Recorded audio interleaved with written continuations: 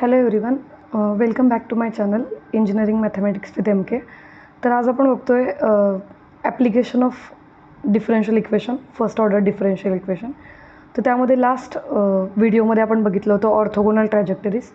Okay, तर या व्हिडिओमध्ये आपण बघतोय सिम्पल इलेक्ट्रिक सर्किट्स. ओके, तर इलेक्ट्रिक सर्किट्स जे आहेत त्याच्यामध्ये काय ॲप्लिकेशन आहे डिफरन्शियल इक्वेशनचं ते आपण बघतोय. तर सगळ्यात आधी इथं आपण दोन सर्किट घेतलेले आहेत, आर एल सर्किट आणि आर सी सर्किट. ओके, तर आर एल सर्किट म्हणजे काय? L means inductance. Okay, so inductor is attached with a resistor. Okay, this is your resistor and this is inductor. So we know that by Kirchhoff's voltage law says that the total voltage attached in the circuit is equal to the sum of the voltage drops created, okay, in the circuit. आता जेवढे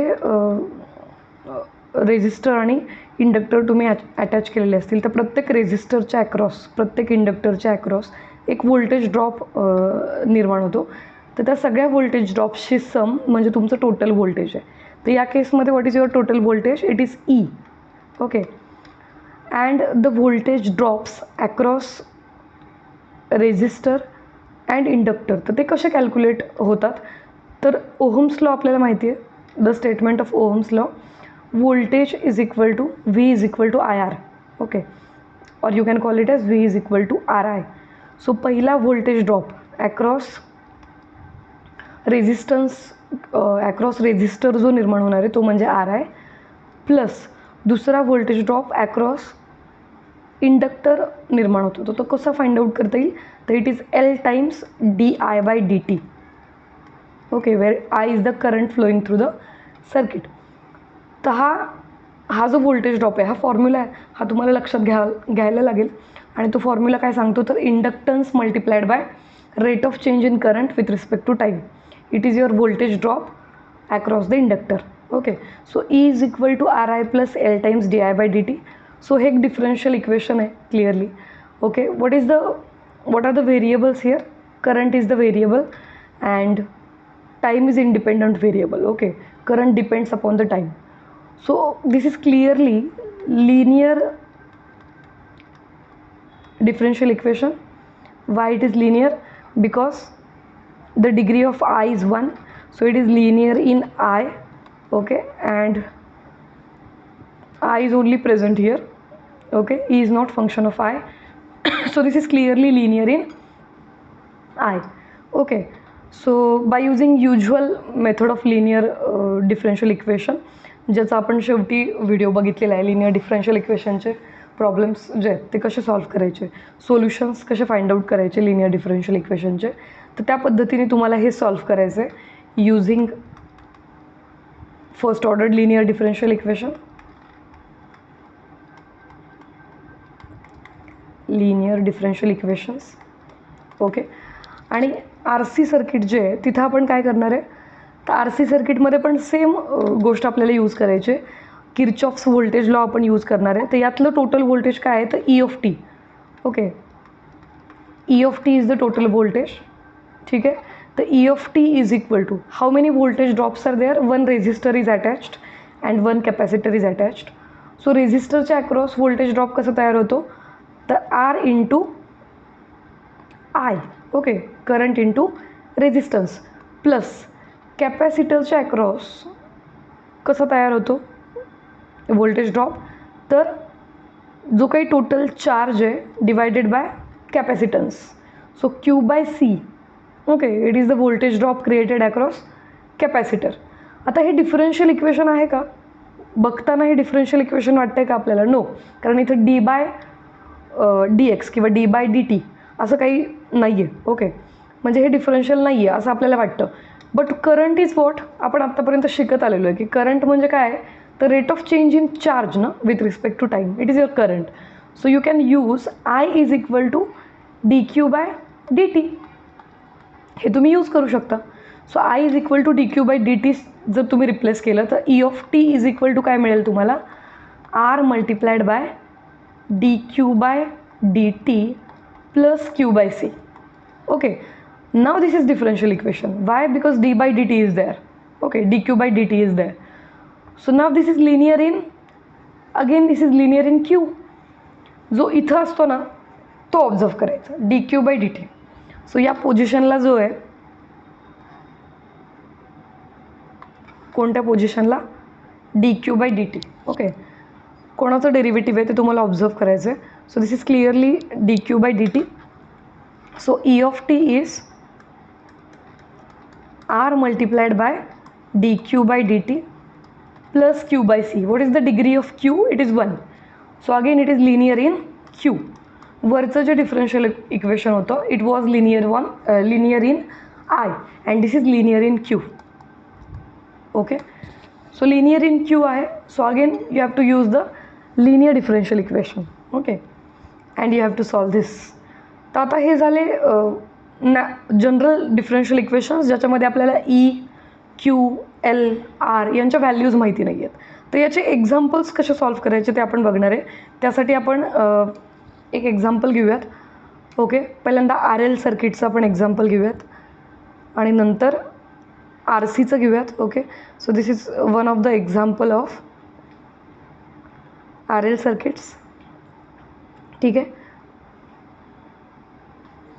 So in a circuit containing inductance L, resistance R and voltage E, the current I is given by E is equal to Ri plus L times di by dt. Okay, so L, R आणि E यांच्या values दिलेल्या आहेत. What is your L? It is equal to 640 Henry. Okay, it is the unit of inductance, and R is equal to 250 ohms. Ohms is the unit of resistance, and E is the voltage 500 volts. 500 volts. Okay, this is 500 volts, and one condition is given, I being 0 when t is equal to 0. That is, I is equal to 0 when t is equal to 0. This is the initial condition. Okay, on the current. So now you have to find the value of that current in terms of t. Okay, तर त्यासाठी तुम्हाला काय करायला लागेल, R L सर्किटचं जे differential equation आहे जे already दिलेलं आहे क्वेश्चनमध्ये, E is equal to R I plus L times d I by d t, हे यूज करावं लागेल तुम्हाला आणि सॉल्व्ह करावं लागेल. Now this is clearly linear in I. Okay, कसं ओळखलं मी की लिनियर इन आय आहे? लास्ट टाईम जेव्हा आपण लिनियर डिफरन्शियल इक्वेशन बघितलेले आहेत त्यावेळी मी तुम्हाला सांगितलं होतं की तुम्हाला काय करायचं आहे, you have to observe the differential coefficient. बरोबर, तर d I by d t आहे म्हणजे याच्यातले दोन व्हेरिएबल्स तर क्लिअर आहेत, आय आणि टी. फक्त तुम्हाला शोधायचं आहे की इन आय तो लिनियर आहे का इन टी तो लिनियर आहे. जर तो इन आय लिनियर असेल तर तिथं एक आय प्रेझेंट पाहिजे दुसऱ्या टर्ममध्ये विथ डिग्री 1. तर तसं होतं आहे का इथं? तर होतं आहे, आयची डिग्री 1 आहे म्हणजे clearly this is linear in I and t is absent there. बरोबर, टी आहे का याच्यामध्ये? नाही आहे, म्हणजे लिनियर इन टी येणार आहे का? तो नाही येणार. आता तुम्हाला ज्या दिलेल्या व्हॅल्यूज आहेत त्या सबस्टिट्यूट करून घ्या. ई इज इक्वल टू काय दिलेलं आहे तुम्हाला? 500.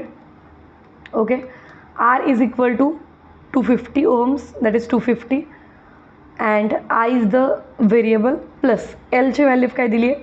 640 henry, and di by dt is the differential coefficient. So this is clearly linear in I. Okay, so आता काय करावं लागेल आपल्याला? Linear in I differential equation मिळालेलं आहे.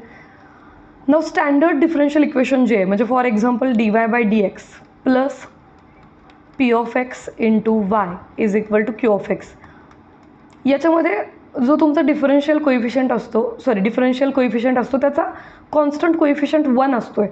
पण इथं तुमचं कॉन्स्टंट कोइफिशियंट 640 आहे म्हणजे तुम्हाला काय करावं लागेल, स्टँडर्ड फॉर्ममध्ये जर याला कन्वर्ट करायचं असेल तर you have to divide the differential equation by 640. So dividing above differential equation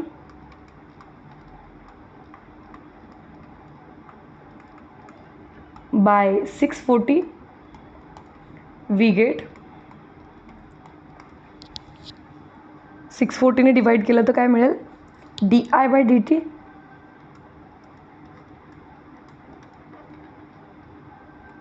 plus 250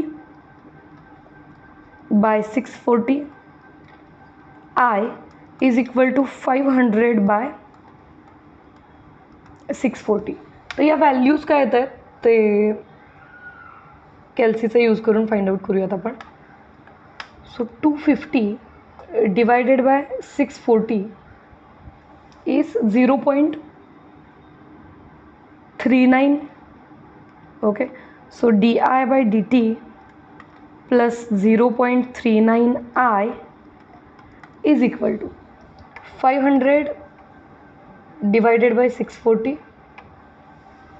It is equal to 0.78. Okay, so it is equal to, the differential equation is reduced now into the simplified form, into the required standard form. So now you can use the integrating factor. So what is the integrating factor? It is e raised to integration of 0.39. Okay, जर तुमचं differential equation dy by D x plus P of x into Y is equal to Q of x असेल तर integrating factor असतो e raise to integration of p of x. म्हणजे इथं e raise to integration of आयचं coefficient, मग आयचं coefficient काय आहे तर 0.39. So 0.39 d t, so it is clearly equal to 0.e raise to 0.39 t. This is your integrating factor. General solution, okay, general solution is I into y into असतं ते. Okay, so I into या केसमध्ये y चा role कोण play करते I, म्हणून I into integrating factor that is e raise to 0.39 t is equal to integration of e raise to 0.39 t multiplied by 0.78 dt plus a, where a is the general arbitrary constant. Okay, so it is equal to I into e raised to 0.39 t is equal to 0.78 is the constant. Okay, and the integration of e raised to 0.39 t is e raised to 0.39 t divided by the constant in the power, that is 0.39 plus arbitrary constant a. Now this is equal to I times e raised to 0.39 t is equal to 0.78, it is the double of 0.39, so 2 e raised to 0.39 t plus a. Okay, so I is equal to divide the whole equation by e raised to 0.39 t. Y, कारण ते दोन्ही साईडला आहेत म्हणून तुम्हाला काय करावं लागेल, त्याला e raised to 0.39 t ने डिवाइड करावं लागेल वरच्या इक्वेशनला. सो काय मिळेल, I is equal to 2 plus a into E raise to, तुम्ही डिवाइड करताय सो न्यूमरेटरमध्ये लिहिताना तो कसा येईल मायनस 0.39 t येईल. बरोबर, so this is your current as function of T. आता ऑलरेडी तुम्हाला गिवन आहे, काय गिवन आहे, I is equal to 0 when t is equal to 0, that is initial current in the circuit is 0. म्हणजे तुम्ही ही initial condition याच्यामध्ये use करू शकता. सो तुम्ही आयची व्हॅल्यू 0 घ्या आणि टीची व्हॅल्यू पण 0 टाका, मग तुम्हाला ए मिळून जाईल. Okay, so 2 plus A into E raise to minus 0.39 multiplied by 0, कारण आपण टीची व्हॅल्यू 0 टाकतो आहे. So E raise to 0 is always 1 because E is irrational number greater than 1. So non zero number जर एखादा असेल तर त्याला रेज टू 0 केलं तर तुमचं आन्सर काय मिळतं, 1 मिळतं. So it is equal to 2 plus A. Hence the value of capital A, the value of the arbitrary constant is actually -2. So what is I then, I is equal to the function of T. So it is 2 minus 2 times e raised to minus 0.39 t. This is the value of current as a function of t. Okay, तर answer मिळालेलं आहे. पण एवढंच answer तुम्हाला find out करायचं होतं का, question over झाला आहे का, नो. संपलेलं आहे का आन्सर फाइंड आउट करून, नो. याचं काहीतरी पेंडिंग आहे. काय पेंडिंग आहे, त्यांनी असं म्हटलेलं आहे, find the time that elapses before it reaches 40% of the maximum value of the current. Okay, म्हणजे तुम्हाला काय करायचं आहे की कोणत्या वेळी किंवा किती वेळानंतर 40% करंट जो आहे मॅक्सिममच्या तो जनरेट होईल. तर त्याआधी तुम्हाला मॅक्सिमम करंट आधी फाइंड आउट करायला लागेल. So observe the function current is equal to 2ला कॉमन घेऊ शकतो आपण. आतमध्ये काय उरेल 1 मायनस e⁻−0.39t. आता हे जे करंट फंक्शन आहे हे थोडंसं ऑब्झर्व करा. याच्यामध्ये 1 मायनस एक्सपोनेन्शियलची टर्म आलेली आहे, बरोबर. आता हा करंट मॅक्सिमम व्हॅल्यू कधी घेईल? ज्यावेळी 1 मायनस e⁻0.39t हा 1 व्हॅल्यू घेईल, त्यावेळीच तो मॅक्सिमम घेणार आहे ना. कारण एक्सपोनेन्शियल हा मिनिमम काय असू शकतो? 0. Exponential is never negative. म्हणजे तुम्ही कुठलाही एक्सपोनेन्शियलचा ग्राफ बघा, तो कायम 0 किंवा 0पेक्षा मोठ्या व्हॅल्यूज घेतो. निगेटिव्ह व्हॅल्यूज तो घेतो का? नाही घेत. एक्स ॲक्सिसच्या खाली तो कधी जातो का? तर नाही जात. ग्राफिकली तुम्ही चेक करा, exponential is always greater equal 0. म्हणजे याची लिस्ट व्हॅल्यू जी आहे तिथं तुम्हाला करंट मॅक्सिमम मिळणार आहे. का? कारण 1 मायनस आहे ना, म्हणून. सो एक्सपोनेन्शियल जिथं मिनिमम होईल तिथं तुमचा करंट मॅक्सिमम होणार आहे, बरोबर. सो e⁻−0.39t ही व्हॅल्यू 0 कधी होईल? कधी होईल 0? तर जेव्हा तुमचा t इन्फिनिटीला जाणार आहे. आता हे कसं मिळतं आपल्याला? तर बघा, आपण फक्त e⁻−0.39t हे फंक्शन थोडंसं रिराईट करूयात. तर it can be written as 1/e⁻0.39t. Okay, तर हा एक्सपोनेन्शियल हा ग्रेटर दॅन 1 नंबर आहे आणि त्याची पॉवर ज्यावेळी इन्फिनिटीला जाईल त्यावेळी तो इन्फिनिटीला जाईल आणि डिनॉमिनेटर ज्यावेळी इन्फिनिटीला जाईल त्यावेळी तो 0ला जाणार आहे. So if t tends to infinity, e⁻0.39t tends to infinity आणि डिनॉमिनेटर इन्फिनिटीला गेला म्हणजे 1/∞ is tending to 0.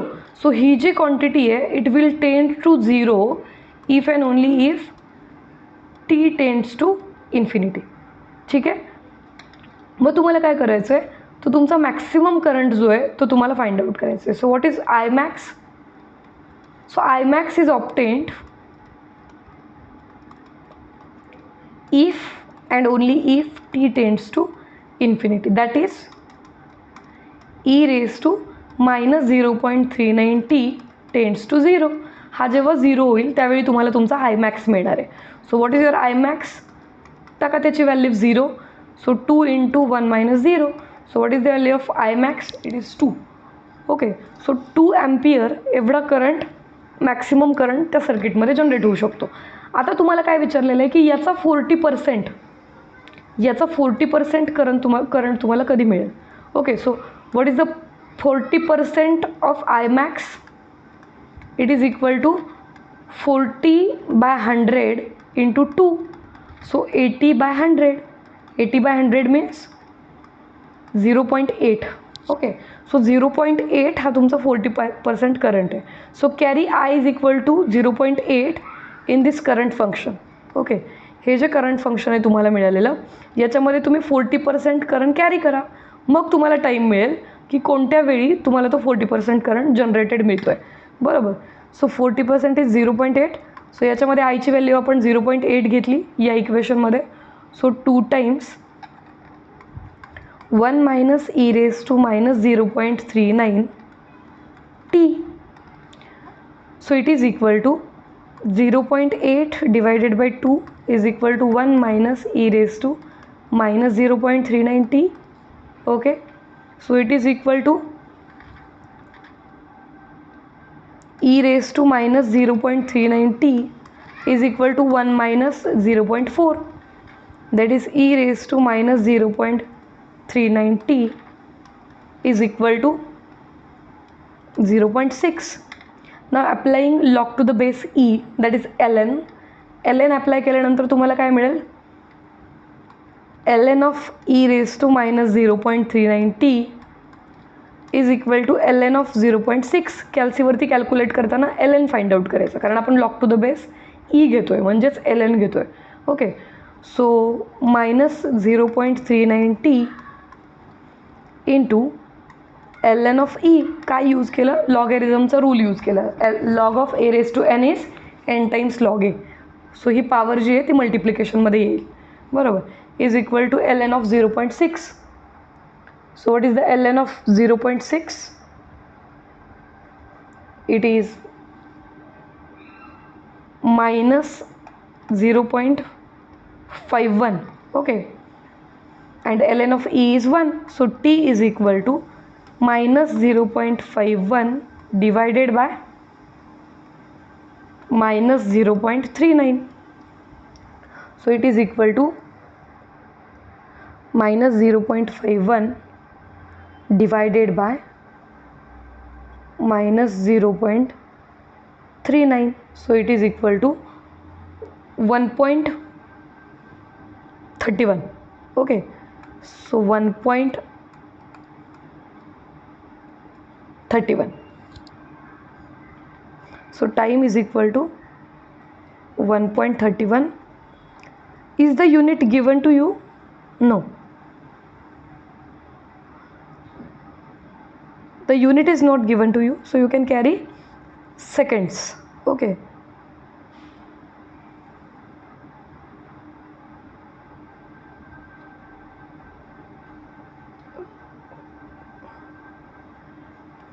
so t is equal to 1.31.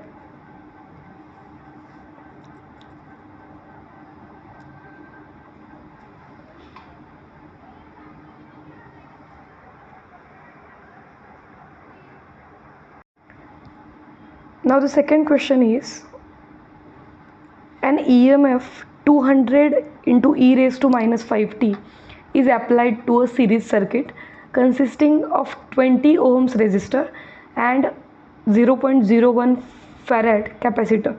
okay, find the charge and current at any time assuming that there is no initial charge on the capacitor. okay, so काय काय गोष्टी given आहेत ते आधी आपण बघूयात. Weight a minute.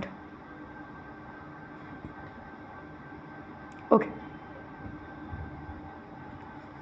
सो काय काय गोष्टी घेऊन आहेत आपल्याला.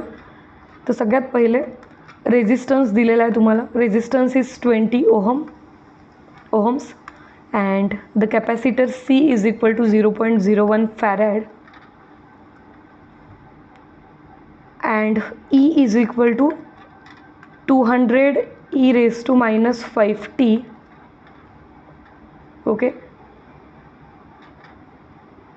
okay, so these are the values and one initial condition is given that initially there is no charge on the capacitor. That means Q is equal to 0 at t is equal to 0. that is given to you. ठीक है. So what are the voltage drops then? Voltage drops are across R, the voltage drop is 20I plus 20 into current, plus across the capacitor it is Q by C, that is Q by 0.01 is equal to total voltage attached is 200 e raised to minus 5t. This is not differential equation, so we will use I is equal to dq by dt. ठीक है. So I is equal to dq by dt टाकणार आहे आपण. So 20 dq by dt plus q by 0.01 is equal to 200 e raised to minus 5t. This is the differential equation. Now dividing everything by 20 you will get dq by dt. कारण standard format जो आहे linear differential इक्वेशनचा त्याच्यामध्ये आपण इथं constant coefficient जो आहे तो 1 घेतो, म्हणून आपण 20 ने डिवाइड करतो. So after dividing 20 you will get q by 20 into 0.01 it is 0.2 is equal to 200 divided by 20 is 10 e raised to minus 5t. again 1 by 0.2 is 5 actually. okay, so dq by dt plus 5q is equal to 10 e raised to minus 5t. now this is clearly linear in q. this is linear in q. okay, so if it is linear in q then the integrating factor is e raised to integration क्यूचा जो coefficient आहे तो आपण घेतो म्हणजे 5. dt. So e raised to 5t. This is your integrating factor. Now, what is the general solution? The general solution is q into integrating factor is equal to, general solution is integration of integrating factor, that is e raised to 5t into q of t is, sorry, right hand side is 10 e raised to minus 5t.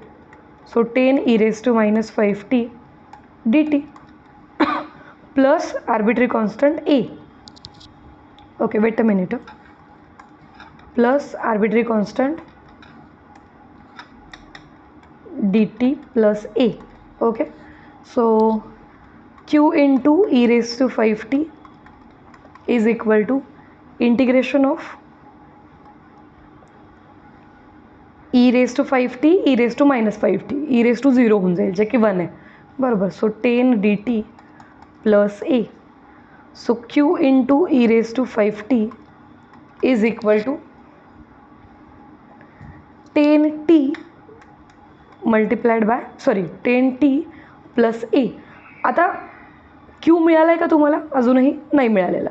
तर q is equal to e raised to 5t ने divide करावं लागेल. That is 10t plus a into E raise to 5t. तर तुम्हाला a find out करायचं आहे by using the initial condition q is equal to 0 at t is equal to 0. तर ही initial condition use करा आणि मला कमेंटमध्ये सांगा what is the final value of the charge.